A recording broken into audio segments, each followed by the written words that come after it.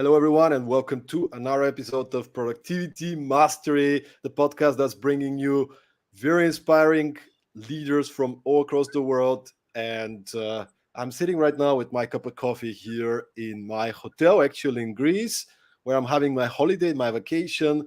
But I had previously scheduled the podcast episode with someone that I couldn't say no to bring them on board. My guest today and I met more than a month ago, I guess, in Tel Aviv. He's been following the podcast. He's actually connected with me through watching an episode with Chris Robbins, one of the guests on the podcast, a common friend. Shout out to Chris Robbins, fantastic guy, a very inspiring leader who did an episode on culture and value-based leadership. So we connected, and Hanan gave me the greatest experience of Tel Aviv, which I'm very grateful for. Hanan, thank you so much for showing me all these magical, non-touristic places, sharing about the culture, about the place. Thank you so much, first of all, for this experience. Yeah, it's been a pleasure, and it is true that I've been following you, and I could say that the podcast is kind of contagious because you are so full of energy and so full of good knowledge and advices and experience, and it's international, both from a cultural perspective, also from all of the, let's say, professional experience. And it was really a great, honor to come and meet you. By the way, this is like an Israeli, tradition. The entire, region, the Middle Eastern, region is very known for hospitality. I mean, you can go all the way to the Bible and understand how people were living there, the whole nomadic culture that was here before cities and so on is all about hospitality, is all about meeting new people, giving them some food, giving them some good experience, protecting them in a way when it was really dangerous. And it's just part of our culture. So I really enjoyed it, and it was fun to be with you. It was fun to show you around. I think that we also had a very good, fish dinner at a very special place in the Jaffa port. Yeah, it's been my pleasure. And thank you, thank you for coming, and thank you for letting me showing you around. Yeah, that's what I experienced for a few days being in Tel Aviv. Literally everybody was so kind and trying to help me and tell me more about the culture. Here's a good restaurant. This is what you got to visit. And really taking their time, and I think we have a lot to learn in Europe about. We talk about hospitality, but I think there's a lot to learn from this region of what true, authentic hospitality is. And thank you so much for the kind words. It's actually my honor having you on the show, having in mind the experience that you have. So Hanan Cohen is currently the head of sales, international sales at NielsenIQ, specifically for a product. He's having a close to 30 years of experience in international business, in sales. And today, we actually started this conversation back in Tel Aviv, but I was like, I need to talk to you about these topics because this is so important. The topics of selling in a B2B context, and we're going to go into that. But also, you mentioned maybe several times during our conversation the word professionalism and how important it is for you, for people to practice professionalism, and we're going to dig into that as well. And before we get there, very briefly, Hanan, can you give us a bit of a context about your background? How did you end up doing what you do today? Like, you've been also traveling and doing business in a bunch of different countries. So maybe just the short overview about your background. Yeah. I mean, my background, I would say, is not maybe is not an ordinary background. First of all, because I'm doing now, or for the past, let's say, 20 years, I'm into the business side of selling high technology or selling software to enterprises. It wasn't that from the beginning. I started at a very technical role, so I'm a software engineer by trade, and I did programming and managing R&D projects and delivery and doing the hard manual work of developing and implementing software. And only then I moved to the business side of understanding what a customer is, what an account is, what a region, a country, and how do you do the business around it. So I've done, basically, in a software company, I've done almost all of the roles, both in very big companies, enterprises that are selling software to enterprises, and also in startups and scale-ups that are selling software to enterprises. The only thing that is like, it was kind of a single dimension in my career is that I've always been in the software for enterprises domain. I've never done, anything else. I mean, I didn't do, B2B, or it's always B2C, and always like large, software that is really, critical and, very important for an enterprise to achieve their operational and business, results. And I will, relate, to it when we talk about professionalism, because, I mean, you have to be professional when you are dealing with big, companies. I've always been, traveling. I lived in many places, as part of my work. I lived in Australia, I lived in Singapore, in South Africa, in Hungary, in Denmark, in the UK. And it's funny, I'm an Israeli. I mean, most of my life I've been here, and I almost never worked with an Israeli customer. So all of my career was, international customers. Israel is a very small country. The market is, relatively small, and it is a very, I would say, a very interesting hub for technology. So most of the people in high technology in Israel are basically, serving companies outside of Israel, so internationally. So this is my background, and how did I get into what I do today is really simple, because it's been a journey, and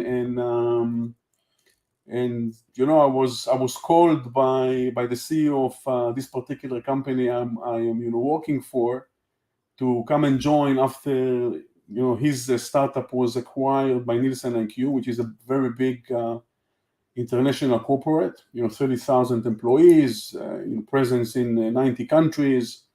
And when this, startup that was called the C Value was acquired, I was called by the CEO to come and join my experience of, selling and doing business worldwide, and help the particular product actually, disseminate into the very large NielsenIQ sales force and accounts and account management all over the world. Excellent. And maybe let's just start with unpacking what that word means to you, professionalism, and then we're going to start unpacking also the strategies and ideas around the sales. But what is professionalism to you? What does it mean for somebody to practice professionalism? Yeah, this is almost like a philosophical question. I mean, we can talk about it probably for weeks. I think that there are maybe 2 or 3 key dimensions that one must examine and look at when you talk about professionalism. I think that a person should, first of all, talk to himself about professionalism, and someone that calls himself a professional person needs to first of all be convinced, just talking to himself. So between me, and then you need to look at the people that you are working with, and what a professional relationship, or I mean, what does it mean? So if it's if it's just you, then I mean, you need to look at the very basic things like waking up in the morning at the right time to do your job is part of professionalism. If you promised something, you need to keep your promise. This is professionalism. But this is all things that you need to keep as a person, and there are many of those. Then when you work with other people, then things like, I don't know, being or delivering a piece of quality work as part of working with other people.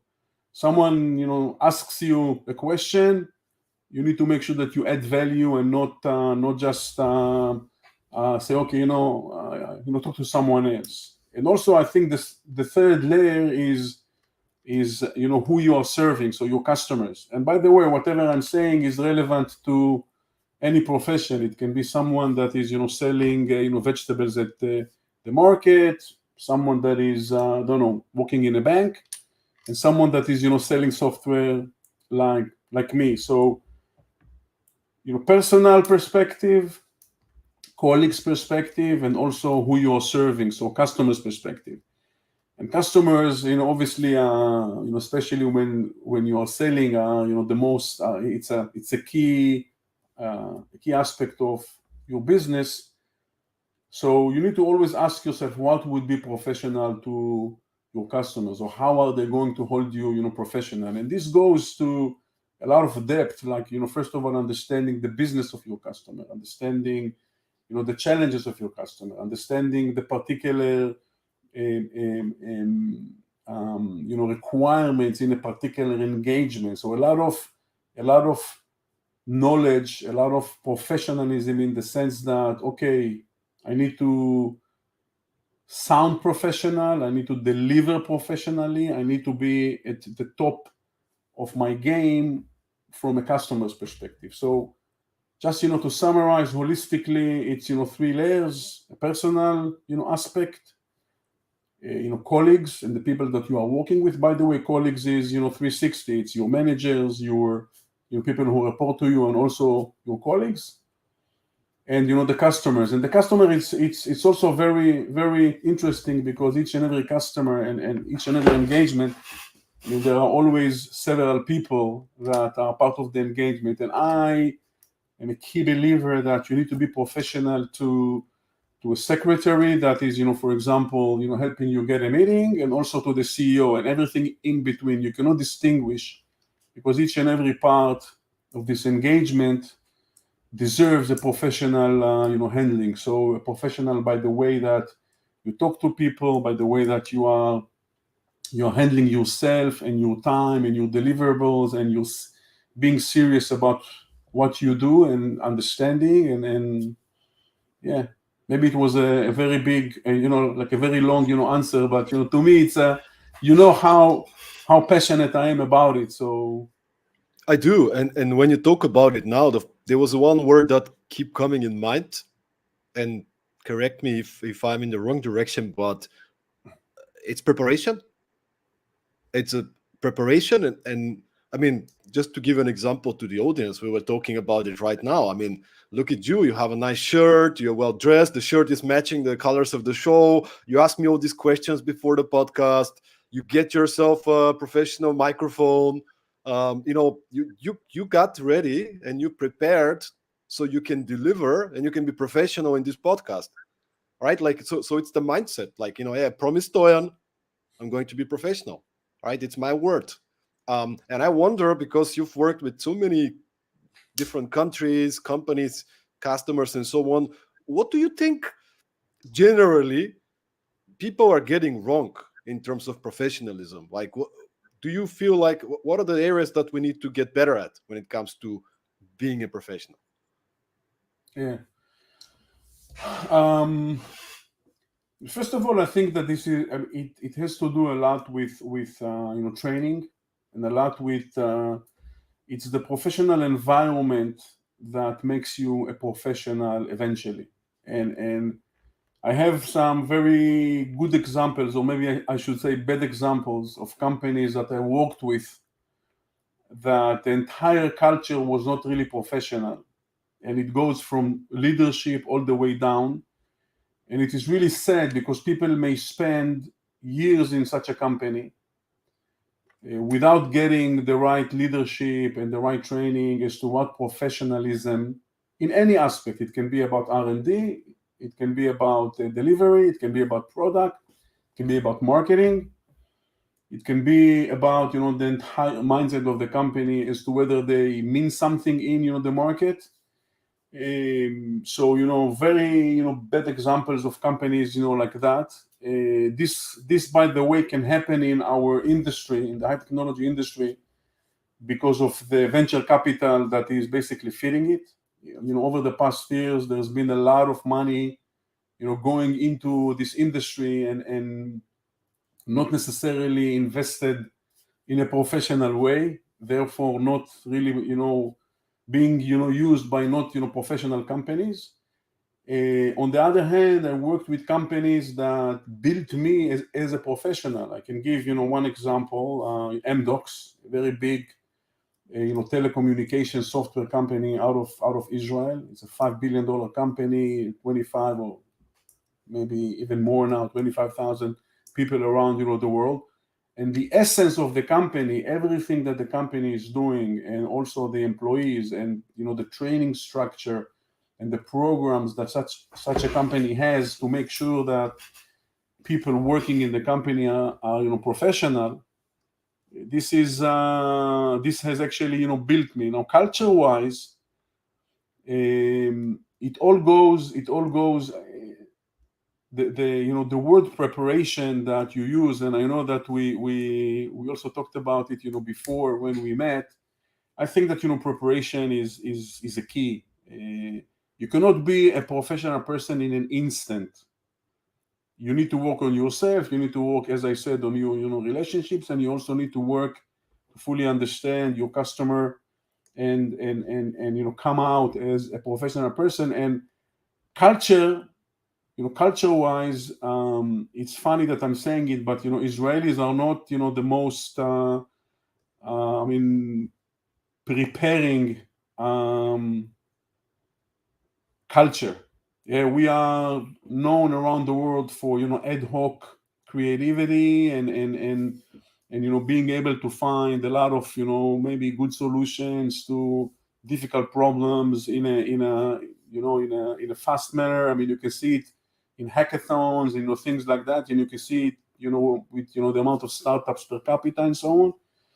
And still, I can tell you that if I compare professional level that I see in my country, in my culture, to many other cultures that I spend time with, that are all about seriousness and maybe preparing and not giving answers straight away and so on, I found out that there is some sort of a balance, and professionalism is I don't think that there is a special culture. I think that professionalism is like a universal trait that people that decide that this is what I want to be, a professional, would just be one. You just need to maybe seek some guidance, some training on all the aspects that we talked about before, and just become a professional. For me, it sounds like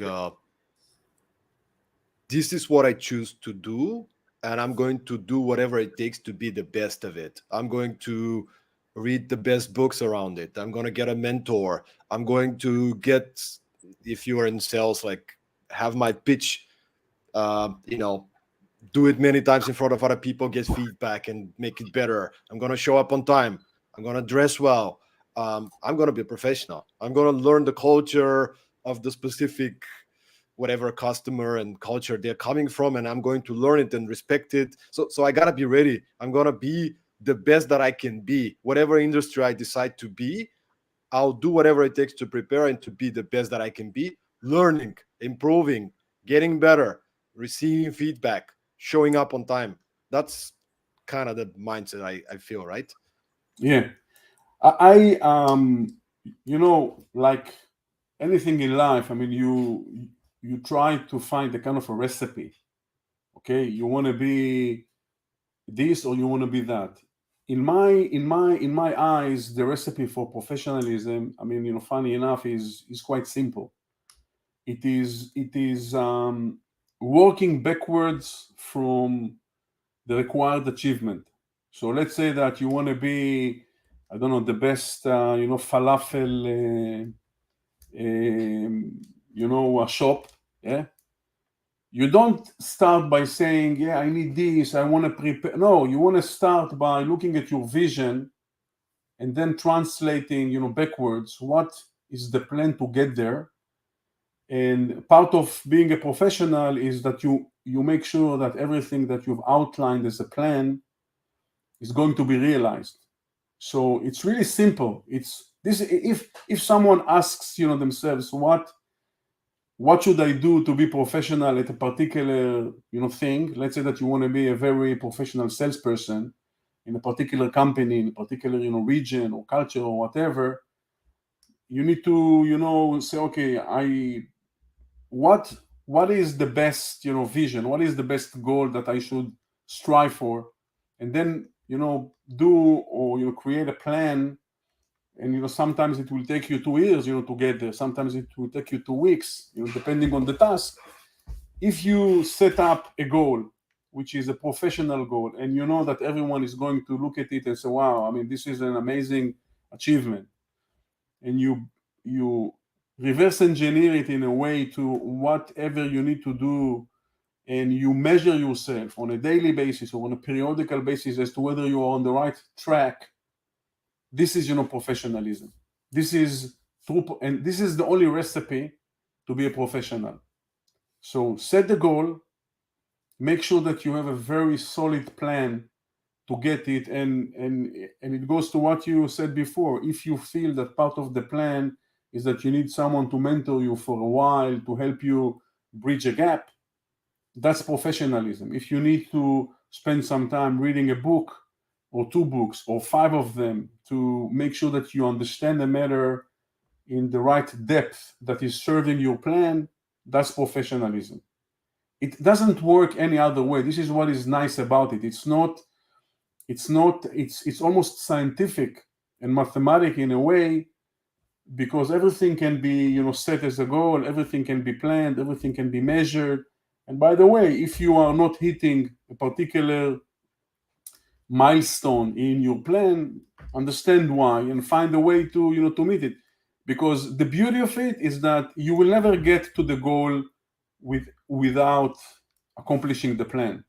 That's the mathematic nature of it, and this is what is nice about professionalism. And by the way, it can also be on some soft soft goals. It doesn't have to be numeric. It doesn't have to be, I need to sell $5 million in this region by this and that date.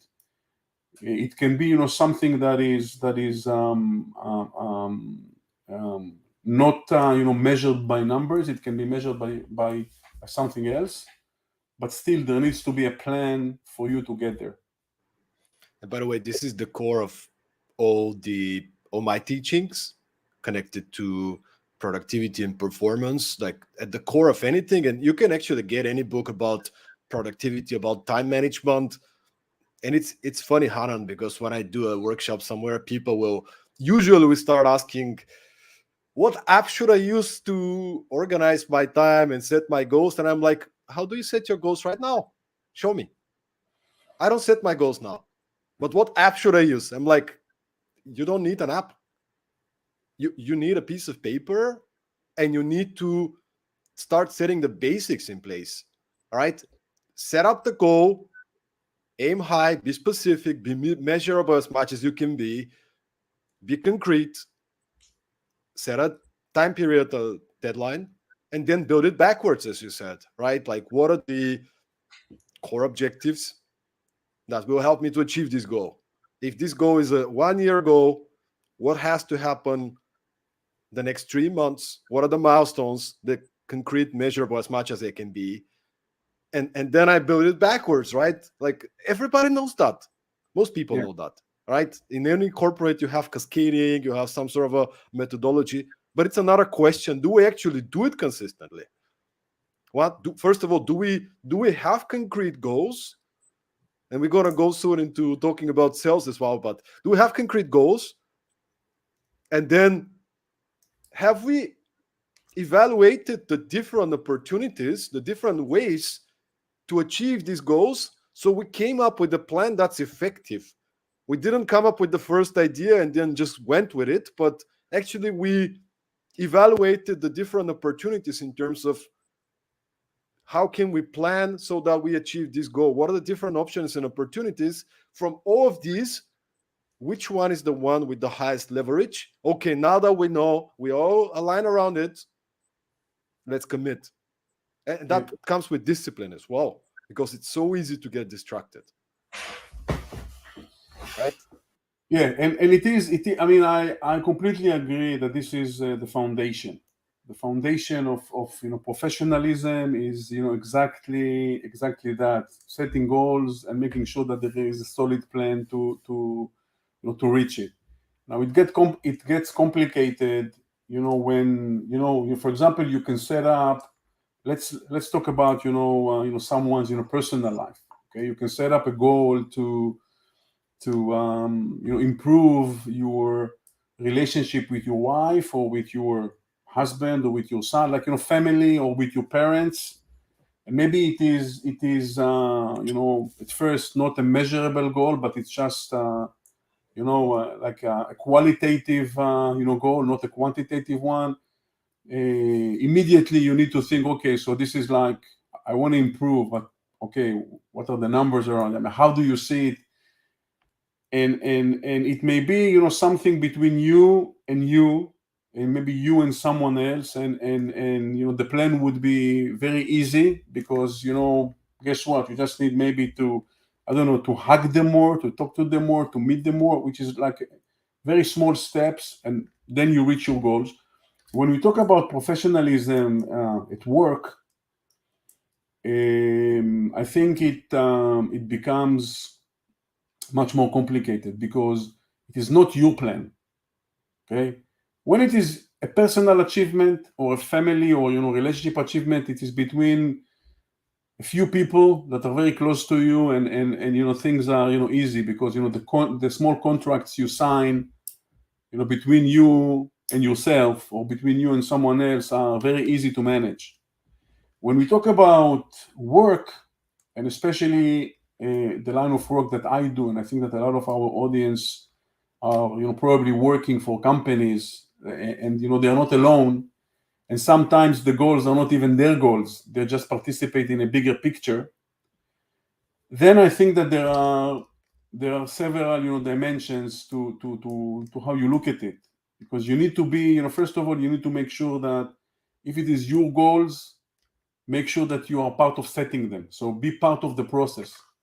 It could be your managers who eventually set like the bigger picture. So for example, the company needs this and that in terms of sales, and you are only operating in a particular region, or only working, or only selling one product family out of the big portfolio, whatever. Make sure that you take part in setting those big goals. Okay, so you are a part of a larger goal. Make sure that you are part of it. Make sure that you know who needs to be with you, together to reach the goals.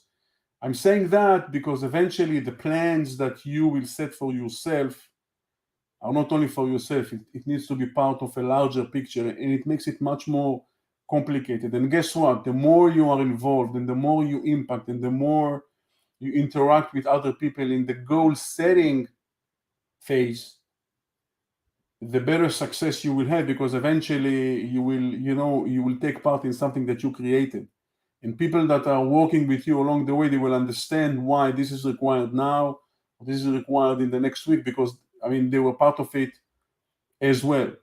But the principle is the same principle. Okay, there is the goal and there is the plan. Professionally, at a working environment, in a corporate, or even in a scale up, maybe in a startup, it's a bit less, because it's probably you against the world. You need to add the dimension of understanding that there are so many other people and interests, and maybe sometimes conflicts. So the plan has to cater for that.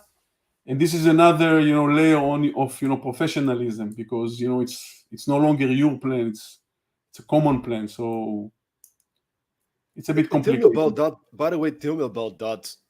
I think it's much easier to be passionate, to be enthusiastic, to be motivated, to give it your best when you run your own thing, right? When you're an entrepreneur, when you're a founder. But how do you, and you're currently working for a company, right? How do you stay motivated? How do you have this mentality and mindset to show up and give it your best no matter what, despite the fact you're working for somebody else. Like, tell me, how do you do that? Yeah, and this is the most amazing thing about professionalism. I mean, you remember we started, the whole thing is about professionalism and eventually, productivity and so forth. So, to me, the answer is always professionalism. So to to be professional on the higher level, I mean, we said, goals and plan and making sure that it will work and so forth. So to create it in the best possible way, you need to be professional about creating it as well, right? So it's a kind of recursive type of implementation. So imagine that, I mean, we talked about working with other people and so on. So, and you want to have your say about a particular thing. So let's say that you want to say, but for this region we cannot really aim for this target, it's too high. You need to explain in a professional way why is it too high. And for that, again, you need to prepare, you need to have your details, you need to have your data, you need to be professional about looking back as to what you've done last year and analyze it and understand and learn about the market and about maybe there are some market trends that you want to bring up and say, but guys, inflation, okay, let's just take something recent. Because of inflation and this and this and that, and because of consolidation that we all know are happening in our vertical, I think that we need to aim a bit low, let's say 10%, or we need to aim a bit high to seize an opportunity. You need to be professional about being professional. You see what I mean? It never ends, and it is, I think, it relates to what you said in the beginning. I think that your definition was very universal. It's a mindset. You decide to be a professional, or you decide not to be a professional, or to be or to be half a professional. Once you made your decision, whenever you are building professional plans, for example, you need to be professional to build these professional plans. And it goes, I mean, we can go down to the to the bottom of it, which is the mindset. Yeah, I totally agree. And I've been running my things for the past 10 years, but I worked for companies before, and whoever I worked for, I'll give 120%, not 100%, 120%, because hey, somebody gave me a job.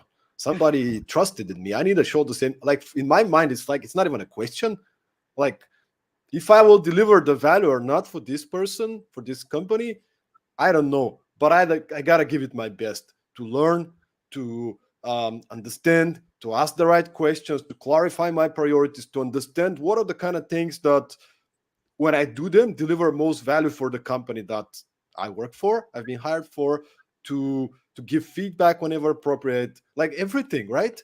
So that's why I'm asking, because I see this kind of drive in you, being 30 years working in the industry, and you still have this professionalism, you still have this mindset that every day I'm going to show up and I'm going to give it my best. I'm going to read more books, I'm going to listen to podcasts and learn something new. I'm gonna go and research and see what's new about my industry.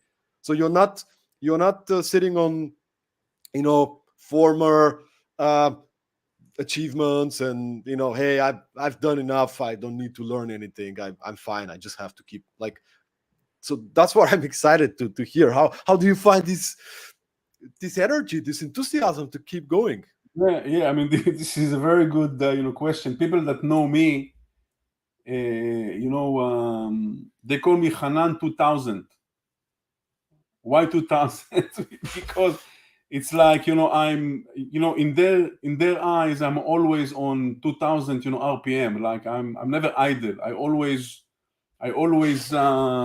think. I always do. I always and as a person, when we talk about professionalism and being a mindset, I mean, I take it with me to everything I do. So my hobbies. So I like to build, and I like to work with my hands. To cook. I'm a skipper. I'm a gardener.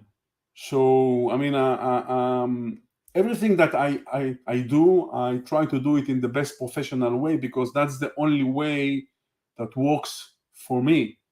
So I'll give you an example. Over the last weekend, I decided that I had enough with my Wi-Fi at home. Okay, so I wired my entire house with cables. Okay, Cat 7 in the walls and patch panel in the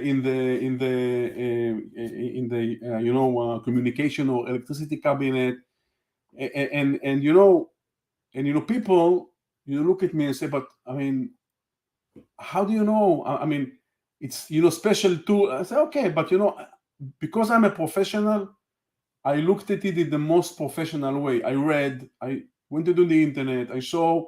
It's not that I don't have some background, because I mean, I know how communication works, and I know the basics, but I think that other than a mindset of being professional, you need to be courageous, because eventually you grow only from doing things and only from failing and maybe correcting. Trust me when I tell you, I mean, unless you are a god, okay, every human being is born the same, okay, with the same capacity, the six senses. Maybe some of us are born in a like in a less developed countries, but in general, we are all born as very intelligent beings, and we have ability to literally reach the moon. And it is all a decision eventually. If your mindset is to be a professional, you need to, we have a saying in Hebrew, to get your hands dirty.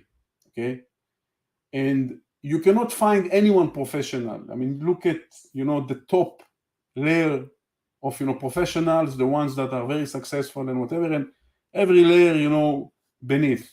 These are people with scars on their backs. Okay, why do they have those scars? Because they were not sitting in I don't know, in an office and thinking, okay, I want to be professional. No, you need to get your hands dirty. And for me, I'm not a professional communication infrastructure engineer. No, but this small achievement that I managed to finally get rid of all of the Wi-Fi issues, and I spent a few hours, I studied it, I got the right tools, I got the right materials, and I eventually implemented it. And let me tell you a secret: in 2 or 3 of the sockets, it didn't really work well, and I broke one because okay, but now I can make the next one much easier. So this is it's the mindset, because you said before, it's reading books. Yeah, it's a mindset of making sure that you get in all the knowledge. Knowledge alone is not going to get you anywhere. You need to do it, and you need to fail, and you need to understand why did you fail and to correct it. So it's a mindset, but it is also a lot of experience and a lot of doing things. And when you go into an experience with a professional mindset, you minimize the chances of failing, because we prepared, and because we measure twice and cut once, and so on and so forth, and we understand what we do. And if we don't understand, we ask, or we learn, or we get some help. So the chances of failure are going down, but they are not eliminated. And every time you fail, and this is part of professionalism, right? You fail, you need to understand why did you fail, and you need to make sure that the things that led to this failure are not going to happen, because if they will happen, trust me, you will fail again.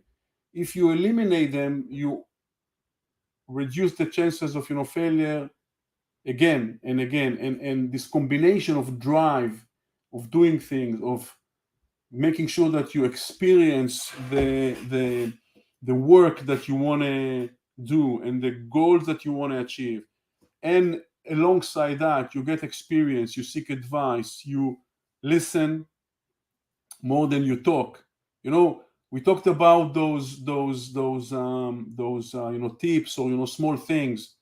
One of the things that I like the most about professionalism is this sentence. I don't even remember where I saw it, but questions are much more important than answers. People are always looking for an answer, and I say, no, don't look for the answer. Look for the right question. There's an important element in professionalism is not to answer the first question that someone is asking you. I think that if you try to maybe ask a few more questions about the question, or maybe say, okay, is this the right question? Then look for the answer. This is part of professionalism, and this is part of being serious about what you do, or looking for the why. I mean there are probably 1,000 books about the why, and Simon Sinek talks about it, and many others are talking about it. And looking for the why is again one of the foundations. So if you run and you see that you are not really succeeding, stop and maybe ask a few more questions. Look for the why. Look for the required achievement. So there are a lot of things that one can change about their behavior and about the way that they conduct business, or even on a professional level. I'll give you a small example, which is a joke in my family. Okay, so my kids, they already know that they cannot ask me a question without telling me what is it for, or why they are asking the question. It's amazing. It can be on the family WhatsApp. Someone asks me, do you have a hammer? I don't answer. And until they tell me what they want to achieve, because in my eyes, looking for a hammer is not professional.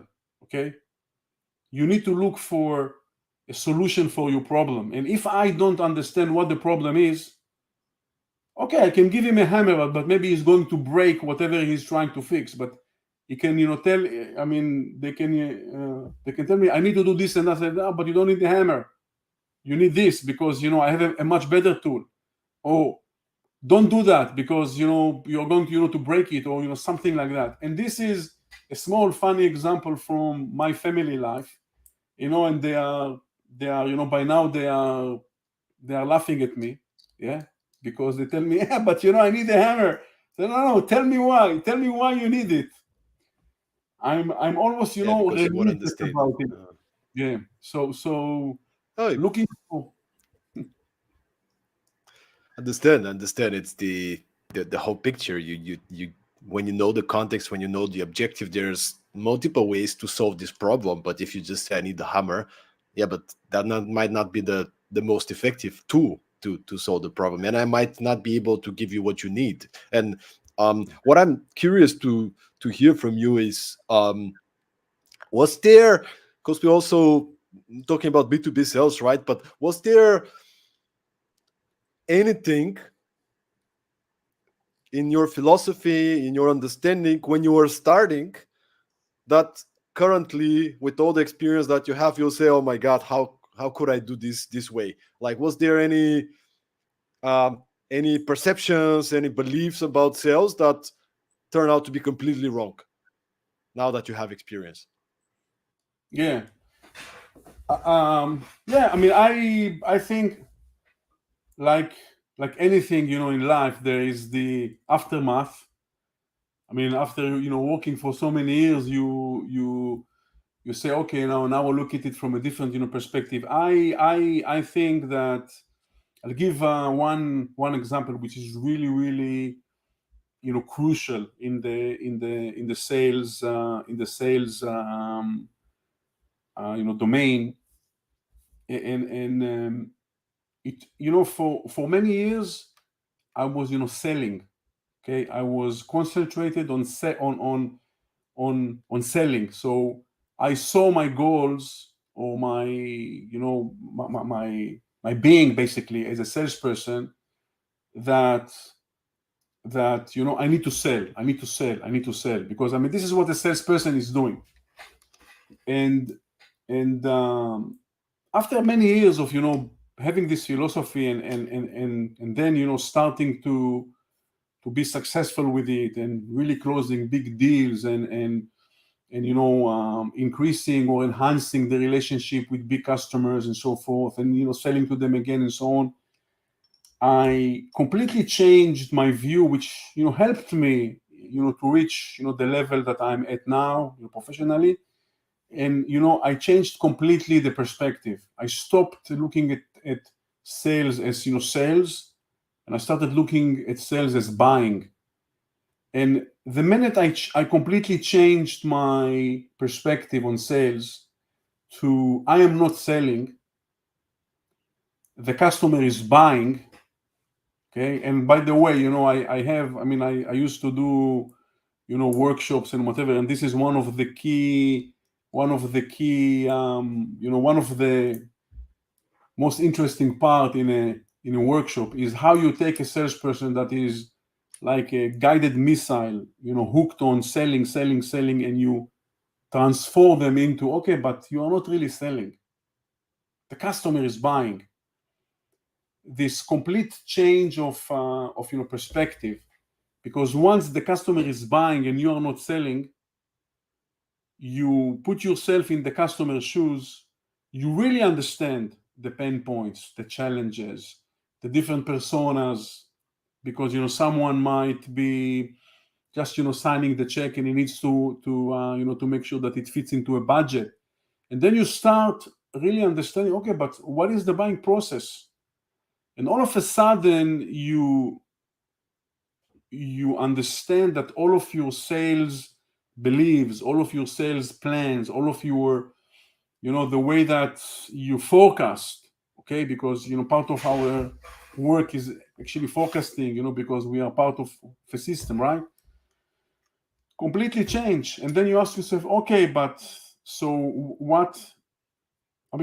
If someone is buying and if someone needs to buy it, okay, how am I as a salesperson, how am I going to help him or her or them complete this particular process?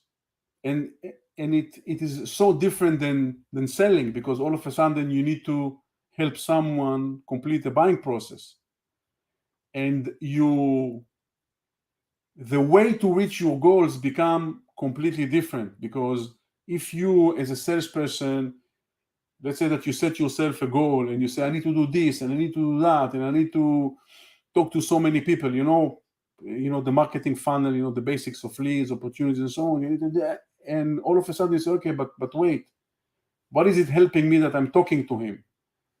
You need to understand, okay, so who do I need to talk to? And then efficiency and effectiveness, become really major in what you do, because being effective is doing the right things, right? And being efficient is doing the right things right, or doing things right. And all of a sudden, when you change the perspective, your whole perception of what is effective and what is not, because now you are looking at it from the buying side, is completely different, because you will talk to different. The way you arrange your plans are becoming much more geared towards success, because you changed your perspective. You are now looking at it from the buying perspective. And once you look at it from the buying perspective, and then you ask yourself not what I need to do to sell, what needs to happen on the customer side for them to buy. And this is taking me to the essence of what I've been doing in many for many years now, which is it's really simple. And if a salesperson does not understand it, he will never sell. And by the way, it is relevant for selling everything. It can be tomatoes in the market, or a nuclear plant that an organization sells to a country, okay? And anything in between. For a sale to happen, you need three things to mature. You need trust, because without trust, no one is going to talk to you if they don't trust you. And this also relates to professionalism. You need to be really professional to be trusted. Yeah. Once the trust is being built, you need to show value, because eventually money is people pay for value, they don't pay for anything else. So you need to understand what value the customers do, and that you can deliver this value. And the most important thing is compelling event. And if you don't understand from the buying perspective what is the compelling event, you will never be able to sell, because they can trust you. You can be the most professional. They can talk to you because they trust you, and together you can identify a key challenge or a gap or a pain point, and you can show them and demo them and whatever, that you can provide a solution, so they really understand the value. If there is no money for the buyer to pay for what you are selling, okay, who's going to eventually buy it? How are you going to sell it? Who is going to fund it? And understanding that once you change and you are looking at it from the buying perspective, and you look to achieve for each and every sale, you need to make sure that the trust is there. And if it's not there, you need to get it there. And if you cannot get it there, either change the person you are talking to, or stop selling to this organization because they don't trust you, right? Your organization. Then you look for the value. Without a compelling event, there's not going to be a sale. So if you are not really looking for the compelling event at the beginning, and a compelling event can be something as simple as a regulation, something that an enterprise have to do because the government told him. It can be a board decision. It can be next year budget. It can be anything. There needs to be a compelling event for you to sell or for them to buy, which is much more important. So yeah, we said we talk a bit about sales and a bit about.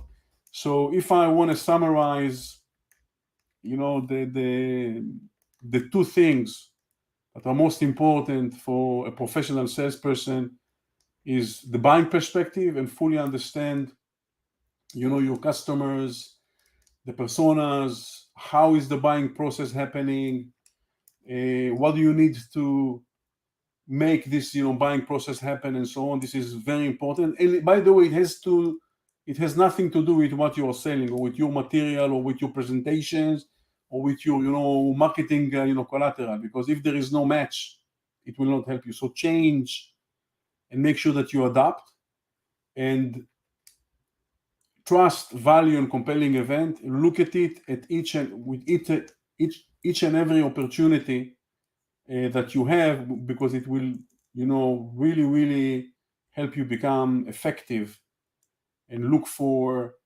the right opportunities and the right things to do. And if you also be efficient about it, do it in a proper system, make sure that things are done maybe automatically, or whatever, then you are on definitely the right path to be a professional salesperson. And this is also releasing a lot of the pressure.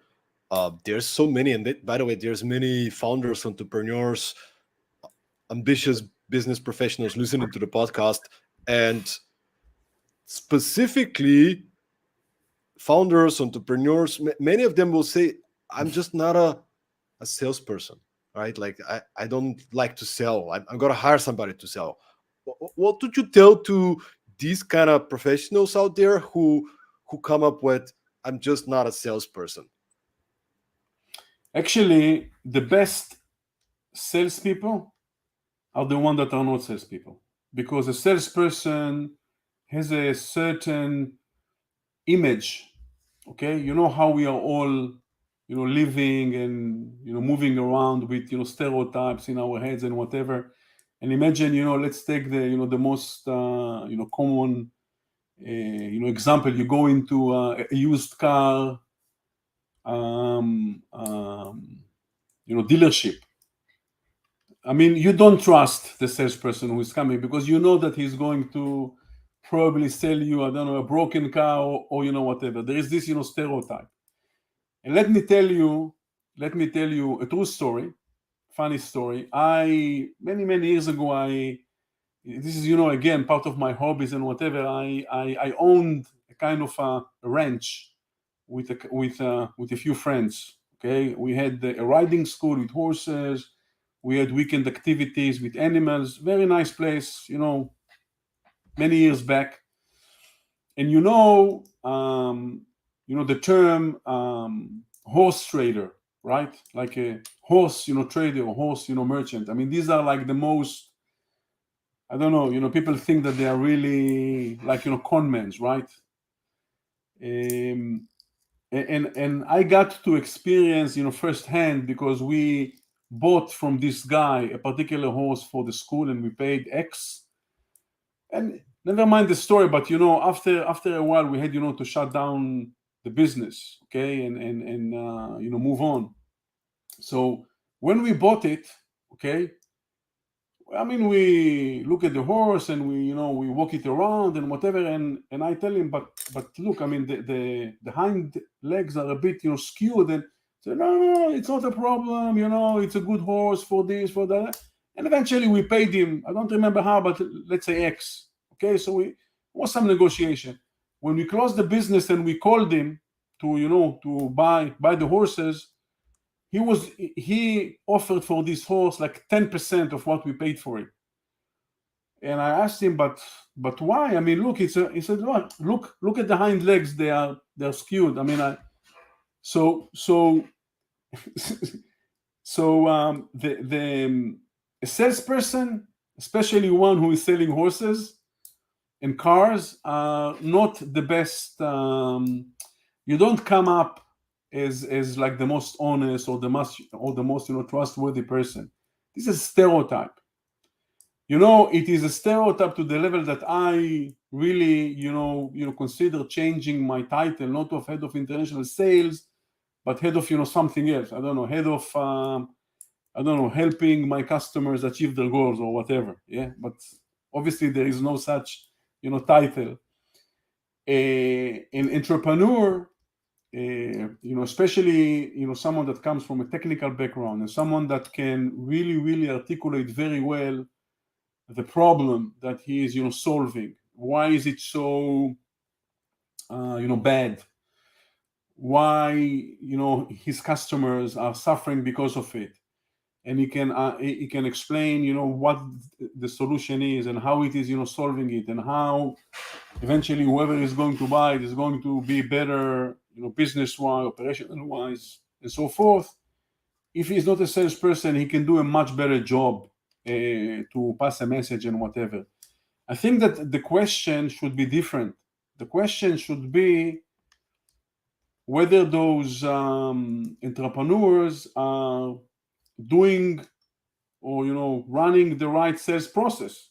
Okay, and I can tell you that whoever is listening to us now, if they adopt the two things that I said about changing the view and understanding that you are not selling, someone is buying, and also look for trust, value, and compelling event, they will get much better results. And let me give you an example. Okay, so let's say that you completely so the entrepreneur now, let's say that he's trying to sell to I don't know this fintech software, and he wants to sell to banks. Okay, if they don't understand what trust means to a bank, so how a bank is trusting a technology company, they will never sell to them, because they will never even get to the value, let alone to find the compelling event.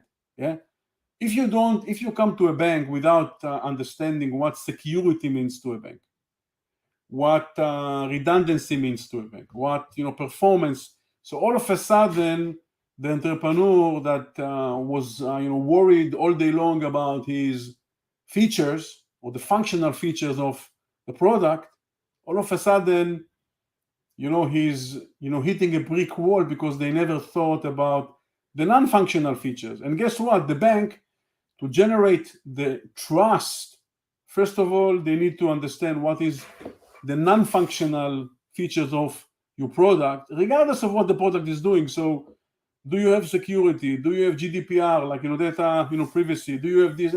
Before we talk about what, the product is doing, because guess what? No one in a bank is going to even talk to you without passing, the trust measures. And for a bank to trust a technology company, guess what? They do pen tests, and it's crazy. So maybe, they need to change their minds, because if they understand the buying process, and for example, that, banks rarely buy from startups, but they do buy from distinguished or extinguished, distinguished, partners, yeah, maybe you need to go through a partner, and this will help you, bypass some of the hurdles of a startup, and so on. And I mean, I can give, many examples, but I think that this one, really, is really good, because you can take it to any industry, and you can take it to anything. The minute startups understand that when they sell to enterprises, the non-functional aspects of the product are much more important. Why they are much more important? Because you will not get to the value layer to show the functional, to show what you do, without gaining, the trust. And you will not have any trust without the non-functional. I love it, man. And this is a great mindset shift for everybody, I guess, like to shift from I'm there to sell to there's a buying process and I need to help this person to achieve their goals, right? Because we're talking to humans. And maybe just to finish up, I also share like a story from the time I was running a video production company in Denmark, and I was part of this business club. But that was also the time that I started slowly to build my consulting business. So once in a while, I'll do a workshop or a speech or a training if I get hired. But my main thing was still producing videos, right? So I went to a meeting at a business club that I was a part of at the time. And there was this guy, oh, we need to meet and we talk about videos. I love what you're doing. Okay. So we met for coffee, and I can really relate to what you say, because when I meet somebody new, I try not to talk, but like ask a lot of questions, just try to understand what their pain points are, what are they struggling with. And actually turn out during this coffee meeting, it turned out that he doesn't need videos. He was excited about because some of his competitors made videos. We talk a lot, and it's like, but it means that you actually don't need any videos. Yeah, I don't need 80 minutes. I just got excited. But you know what? Now that I know that you want to do workshops and you do workshops, I actually need somebody next month to do a workshop for this event. Would you be up for the thing? I love your energy.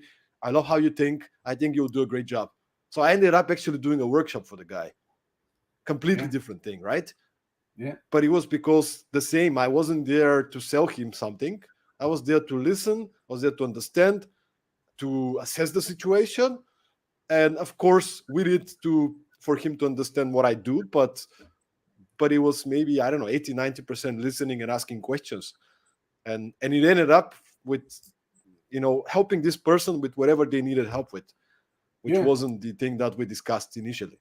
Yeah, and this actually becomes much more important when you're selling to enterprises, because anyone in my profession that is selling to enterprises, we all understand it is a marathon. It's not a sprint.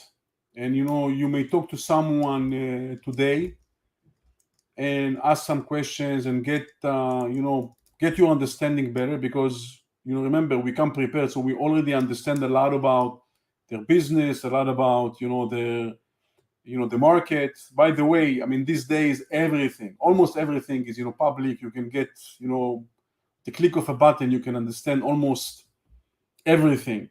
Plus, if you are a professional company, you can maybe use some of your tools. Let's say that you're measuring or doing this or doing, I mean, you can come up and you run the first discussion. The second, even if there is no opportunity, you create this relationship and you cherish it, and you talk to the person in 6 months' time, or even if he's moving to another company and maybe he needs you there. selling to enterprises, and this is part of the professionalism that we talked about. People need to understand that it is a marathon. I have relationships with people that I worked with 20 years ago. Imagine that, and I still keep in touch with them. And sometimes this person moves to a new job, and he's in Australia, and now he moved to the UK, or he's moving companies, and if you keep on the relationships, and if you are really professional with what you do, any nourishment that you put into your relationship will eventually come back to you, and you will be able to to maybe help someone in a different job, in a different company, and so forth. That's sow What a the great seed. way to what a great way to wrap up this episode. It's a long-term game. It's about building relationship. It's about creating a reputation of being the professional, being the person who helps, who's there for the marathon instead of for the sprint. Thank you so much, Hanan, for being with us today, for Pleasure. sharing all these insights, this mindset, practical advice, and maybe just to kind of wrap up, where could people learn more about what you do, get in touch, and find you online? Yeah, find me on LinkedIn, and if anyone wants to to hook up or to ask a question, I mean, I'm talking to so many people, as it is now, a few more would be a bless, basically. And how much I like people, and I like cultures, and I like to get involved. So And talk to good LinkedIn quality would be the dinners, best. good Yeah. quality dinners as well, but that's a different Yeah. Next time you come, you will have dinner at my home, so you don't need to go out. I appreciate that, man, and you're welcome as well to visit me in Sofia or whenever I am at the time. So thanks Okay. so much, and thanks everybody for listening. Episode 121, meaning there's this one plus 120 more episodes you can go and listen to on Spotify, Apple Podcasts. Make sure to subscribe, and if you enjoyed this episode, feel free to share it with a friend who might benefit from it. Thanks once again for being with us, and see you once again next week for another exciting episode on Productivity Mastery Show. See you guys later. Thank you very much.